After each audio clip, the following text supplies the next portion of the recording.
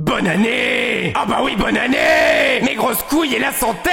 Quoi de mieux pour bien commencer l'année que de vous parler de l'océan de merde dans lequel je nage? Je vous propose une liste des enfers qui résume à peu près la quantité de merde à laquelle je suis confronté en ce début d'année 2023. Alors déjà, je suis confronté à ma phobie ultime. La fiscalité. Je déteste la fiscalité. Ce que j'entends par fiscalité, c'est tout ce qui concerne les termes qui sont rarement bienvenus pendant une méga turlute. Nom d'un timbre fiscal, tu es un boule plus imposant que mes déclarations d'URSSAF! Oh! En ce début d'année, je dois... Créer mon entreprise. Alors il faut savoir une chose, j'aimerais beaucoup créer un terme qui rentrerait dans le dictionnaire pour les gens comme moi qui ont la phobie des sites de l'État tels que l'URSSAF, l'ANTS, France Connect, gouvernement.fr, servicepublic.fr, intérieur.gouv, impôts.gouv.fr. Je trouve ces sites terrifiants, putain. Je propose donc le terme balai dans le cul-ophobe. C'est un terme qui permettrait d'exprimer notre phobie des sites créés par des gens qui ont un balai dans le cul. Bon, du coup j'en étais où? Ah oui, l'entreprise. Bon, déjà parlons des sites de l'État de manière générale. C'est de la merde. J'ai littéralement l'impression qu'ils sont tous connectés à des serveurs en Roumanie. Je veux dire, comment c'est possible que des sites officiels de l'État puissent ramer autant et avoir autant d'erreurs? Je ne comprends pas. Deuxièmement, c'est moche. Les mecs qui ont fait ces sites sont les mêmes que ceux qui mettent des tapisseries avec des motifs de fleurs dans leurs chiottes. Et en termes d'ergonomie, on est sur une logique qui suivrait celle de mettre une douche dans la cuisine, et en termes de mauvais goût, on est à peu près sur la coupe de Monsieur Astuce sur 20.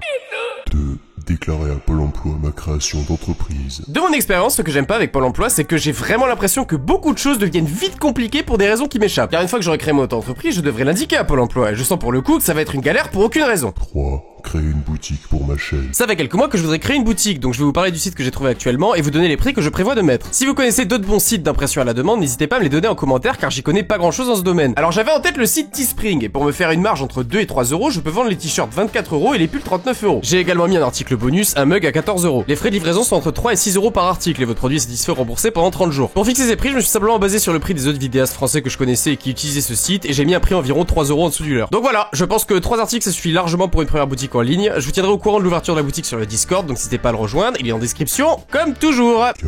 Refaire mon passeport. Je pars au Japon en mai, et évidemment je me suis rendu compte que très récemment que mon passeport était périmé depuis presque 1 an et demi. Pour ceux qui ont déjà eu cette galère, vous savez à quel point refaire un passeport, c'est long sa race. J'ai donc fait toutes les procédures de pré-demande de passeport, en payant un timbre fiscal 86 putains d'euros, et j'ai rendez-vous en mairie en février. 5.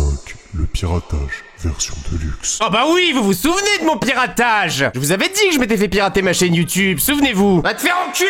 Eh bien si seulement il n'y avait que ça. Attention, liste longue comme le chip de Rocan en approche. Je me suis au final fait pirater Gmail, YouTube, Amazon, Instagram, Steam, Twitter, Ubisoft, Facebook, mon deuxième compte Instagram, Netflix et Reddit. Ça fait beaucoup là, non? Ça fait énormément même. À savoir que le seul but de cette petite merde de hacker était de faire des achats avec mes comptes, rien de plus. J'ai donc dû opposer ma carte bancaire et en recommander une nouvelle à cause de ça. Donc ça, plus les fêtes de fin d'année, ça explique pas mal pourquoi j'ai pas posté de vidéo depuis un certain temps, en espérant que cette histoire de hack soit définitivement réglée. Merci les amis d'avoir regardé, j'espère que ça vous a plu. Comme d'habitude, n'hésitez pas à laisser un petit pouce. Le mot du jour, vu que vous en voudrez certainement un, ce sera évidemment balai dans le cul-ophobe. N'hésitez pas à me rejoindre sur Twitch, sur Instagram et sur Discord, vous avez tous les liens en description. Ouvrez les yeux, ne me dites pas il est où le lien, le putain. Merci également pour les 30 000 abonnés, c'est vraiment incroyable les frérots, j'aurais jamais parié un poil de mes couilles sur le fait d'arriver à un tel nombre. Prenez soin de vous les amis, on se revoit rapidement sur YouTube et sur Twitch. Je vous souhaite une bonne journée et une bonne soirée. Et je vous dis à très vite. Bisous bisous.